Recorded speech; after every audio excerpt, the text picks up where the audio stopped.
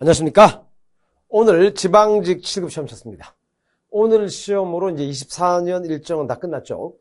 헌법 해설을 해드릴 건데요. 총평을 제가 따로 올리긴 했습니다만 오늘 헌법 쉬웠어요. 근데 쉽다는 건 결국 비교 대상이 필요한 건데 뭐하고 비교해서 쉽냐? 3주 전에 있었던 국가직 7급보다 쉬웠고 작년 지방직 7급보다도 조금 쉬웠습니다. 어떤 문제는 거의 그대로 똑같이 나갔어요. 여하튼 해설을 해드릴 건데 틀린 지문만 설명할 겁니다. 맞는 지문 설명 안 해도 되잖아요. 자, 1번 봅니다.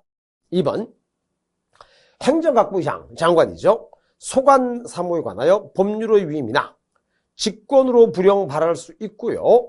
대통령령의 위임으로도 불용을 발할 수가 있죠. 그게 틀렸습니다. 나머지는 따로 설명 안 해도 되겠죠. 2번 제가 또 2번이 틀렸는데 너무 많이 했어요.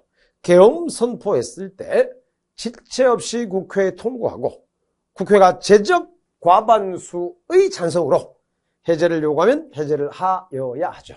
3분의 2가 아닙니다. 그죠?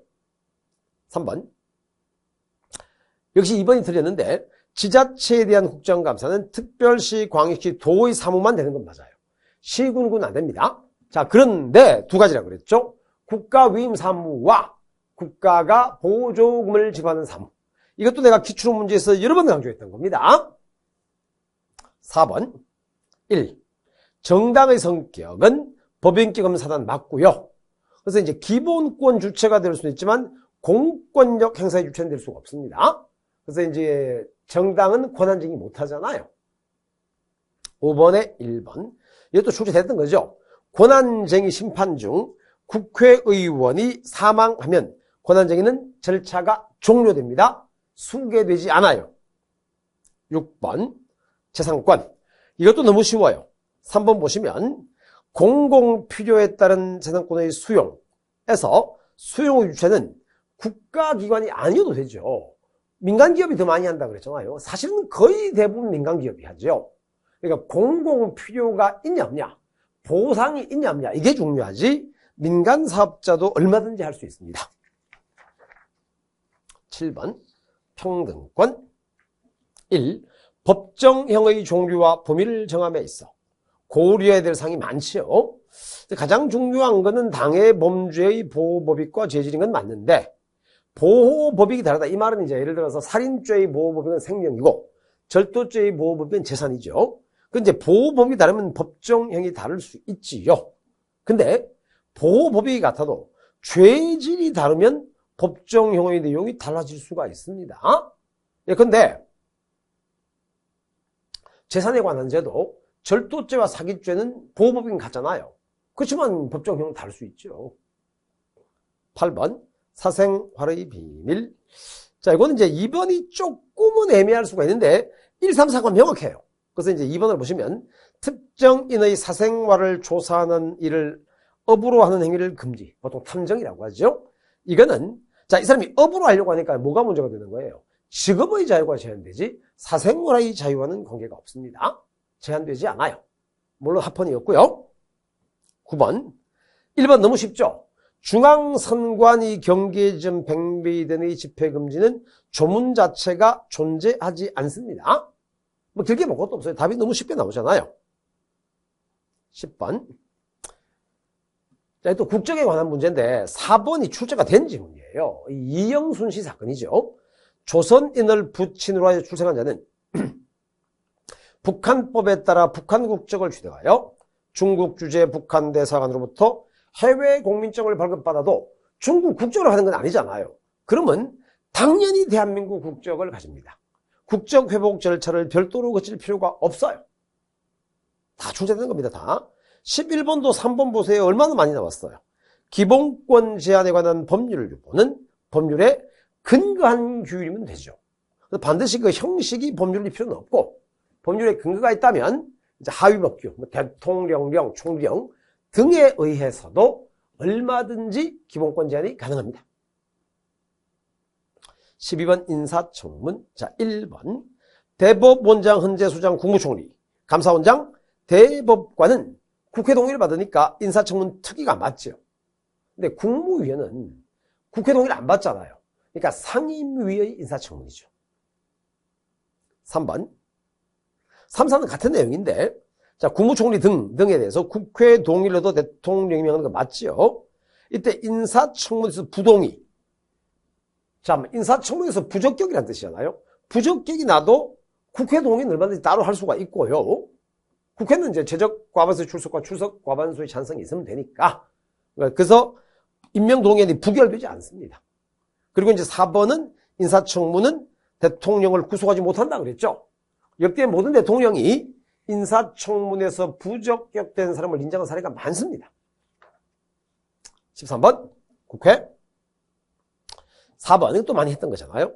자, 이게 체포동의, 그 다음에 국무총리 국무위원 해임 건의, 탄핵소추 세 가지가 같은 부분이 있고 다른 부분이 있어요. 세 가지 모두 다 24시간 이후 72시간 이내에 표결을 하는데, 이게 해임 건의와 탄핵은요 72시간 이내에 표결을 되면 부결된 걸로 보는 게 맞아요. 근데 체포동의안은 어떻습니까? 부결된 걸로 보지 않고 그 다음에 열리는 본회의에 자동 상정된다 그랬잖아요. 14번. 자, 또 4번 보세요. 대법원 규칙은, 이거 얼핏 빨리 읽으면 잘 안 보일 수 있습니다. 68조 1항. 헌마에 따른 헌법소는 됩니다. 실제로 이제 법무사법 시행 규칙이 대법원 규칙이었고, 그게 헌마에 의해서 위헌 결정이 됐죠. 근데 68조 2항의 헌법소는 헌바잖아요, 헌바. 헌바는 법률 또는 법률과 동일한 효력을 가진 것만 되니까 대법원 규칙은 안 되는 거죠. 15번 법치주의. 4번 이것도 출제된 겁니다. 교육제도 법정주의는 본질적으로 중요한 결정은 입법자에게 유보되어야 한다는 의회 유보 규정은 맞는데, 학교 제도에 관한 포괄적인 국가의 교육 권한을 부여한 겁니다. 그러니까 이제 원래 교육은 국가가 하는 게 아니고 부모가 하는 거예요. 근데 학교 교육은 이제 기본적으로 부모와 국가가 같이 하죠. 근데 이제 어떤 과목을 가르칠지, 뭐 수업을 몇 시간 할지 등등등 포괄적인 교육 권한이 부여된 거죠. 너무 쉬운 문제입니다. 너무 쉬운 문제. 16번. 자, 1번은 이제 3명으로 구성되는 지정재판부는 헌법 소원만 심사합니다. 그래서 헌마와 헌바는 지정재판부를 거칠 수 있어요. 그것도 뭐 꼭 거쳐야 되는 건 아니고 거칠 수 있어요. 위헌법률심판은 지정재판부를 안 거칩니다. 2번. 위헌법률심판 및 68조 2항에 따른 헌법소원 둘 다 법률을 대상으로 하잖아요. 이거는 재심이 안 됩니다. 근데 이게 이제 수험생들은 어려울 수가 있는 게, 재심은 내가 항상 당해 사건의 재심과 헌법재판 자체의 재심을 구분하라고 그랬어요. 자, 68조 2항의 경우에는 당해 사건은 재심이 되죠. 근데 이건 당해 사건 말하는 거 아니잖아요. 그래서 헌법소원심판에서 내린 결정은 헌법재판 자체의 재심을 말해요. 이거 안 됩니다. 왜 안 돼요? 자, 간통죄가 68조 2항인데 68조 2항은 헌법소원이죠.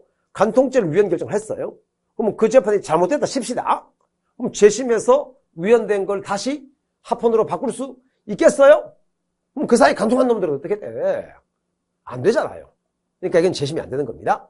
이걸 아마 68조 2항의 당해 사건으로 보면은 조금 헷갈릴 수는 있을 겁니다. 근데 3번도 이미 출제가 됐던 거예요. 그러니까 틀릴 수가 없는 거예요, 절대로. 4번은 위헌법률심판은 이제 위헌결정, 헌법소원은 인용의 위헌이죠. 에만 기속력이 인정되는 건 맞지만 권한쟁의는 인용이든 기각이든 기속력 인정이 되죠. 이것도 많이 나왔습니다. 17번 감사. 요 문제가 작년에 나왔던 문제 그대로 순서만 좀 바꿔서 나왔어요. 순서만. 그래서 이제 4번을 먼저 한번 보겠습니다. 이제 기초자치단체에 대한 사무를 광역자치단체가 감사할 때 경기도가 남양주시를 감사한다 이런 얘기예요. 그 이제 셋째 줄 보면은 해당 감사 대상을 적발하기 위한 목적으로 감사가 진행되는 것으로 볼 수 없을 때는 감사를 하다가 새로운 위법이 발견되었을 때 감사 대상의 확장 내지 추가가 됩니다. 맞아요. 그런데 2번 이걸 미리 통보할 것까지는 필요 없어요. 통보는 안 해도 됩니다. 이제 그게 틀린 거죠. 그게. 18번 이것도 너무 뻔한데 3번 보세요. 예산은 헌소가 안 됩니다. 법률은 헌소가 되지만 예산은 헌소가 안 되잖아요. 그리고 이제 예산은 국가기관만 구속하고 국민을 구속하지 않으니까 또 이제 예산은 공포를 안 해도 되죠. 법률하고 다른 점이 이제 그런 점입니다. 19번 대사인효. 좀 길어서 읽기가 좀 불편했을 것 같은데 3번 지문을 보시면 사적 단체를 포함하여 사회 공동체 내에서 개인의 성별에 따른 불합리한 차별을 받지 아니하고 어쩌고 저쩌고 쭉 나왔어요. 자, 그런데 결국 마지막에 이 사법상 보호되는 밑에서 넷째 줄입니다. 사법상 보호되는 인격적 법익 침해 형태로 구체화되어 논하질 수 있는데 그 위법성을 인정하기 위해서는 평등권 보호에 관한 별개의 입법이 없어도 돼요. 평등권이라는 것은 헌법의 대원칙이니까 또 행정법의 대원칙이기도 하죠. 그래서 비록 명문의 규정이 없다 하더라도 평등권 위반은 얼마든지 심사가 가능하죠. 20번 2번 봅니다. 2번 사법권의 독립은 이제 두 가지죠. 물적 독립. 그래서 재판상 독립을 물적 독립이라 그래요. 그래서 그게 바로 이제 헌법 법률에 의해서 양심에 따른 재판이고. 자, 그러면 재판을 독립하려면 어떻게 해야 돼? 판사가 재판 잘못해서 나 잘릴지도 몰라. 그러면 독립하겠어요? 못하잖아요. 그래서 인적 보장, 신분 보장이 들어가야 돼요. 그래서 신분 보장도 차질 없이 이루어져야 됩니다. 그래서 법관은 탄핵 또는 금고 이상의 형의 선고에 하지 않고는 파면되지 아니하며 징계 절차에 의하지 않고는 불리한 처벌을 받지 않는다 이렇게 되어 있잖아요. 그걸 인적 독립이라고 하죠. 당연히 인적 독립이 있어야 물적 독립이 이루어집니다. 너무 쉬워요. 그래서 이번 헌법은 저번 그러니까 국가직 헌법은 90점 받으면 뭐 괜찮았어요. 100점 받기 쉽지 않았는데 이번 헌법은 최하 90점 받아야 되는 시험입니다. 아마 보시면 알겠지만 만점도 뭐 이미 만점 받았다고 이라고 하는 제자들도 많이 있고요. 만점도 꽤 나왔을 거예요. 자, 헌법에서는 이걸로 마치도록 하겠습니다. 수고했습니다.